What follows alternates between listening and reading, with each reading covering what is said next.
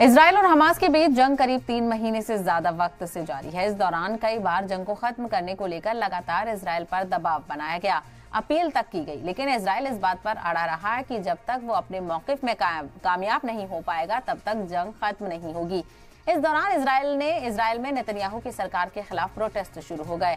वहीं अमेरिका में फलस्तीन की हिमायत में मुजाहरे हुए, जिसका असर बाइडेन हुकूमत पर भी पड़ा और उसे बैकफुट पर आना पड़ा।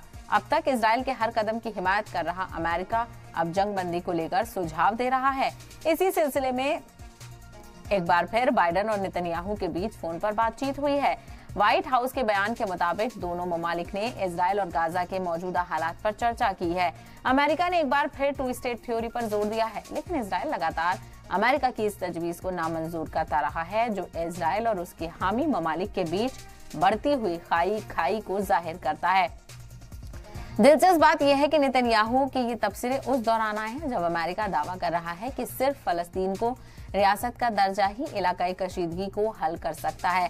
सिर्फ हामी ममालिक से ही नहीं, इजरायली पीएम अपने मुल्क में इख्तिलाफ का शिकार हो रहे हैं।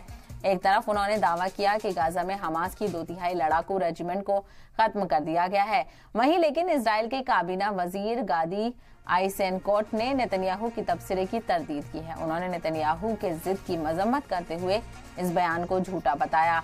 लेकिन जैसे जैसे गाजा में मरने वालों की तादाद बढ़ती जा रही है, इजराइल के मगरबी हामी ममालिक उस पर सब्र रखने के लिए दबाव डाल रहे हैं।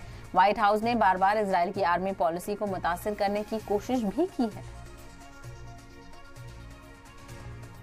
Believe that this conflict, as all conflicts do, will end at some point, and that there needs to be a political path forward for the establishment of a Palestinian state. That is the only way, not just to answer the legitimate hopes, dreams, aspirations of the Palestinian people, but it is also, and this is critical, the only way to provide lasting security for the Israeli people.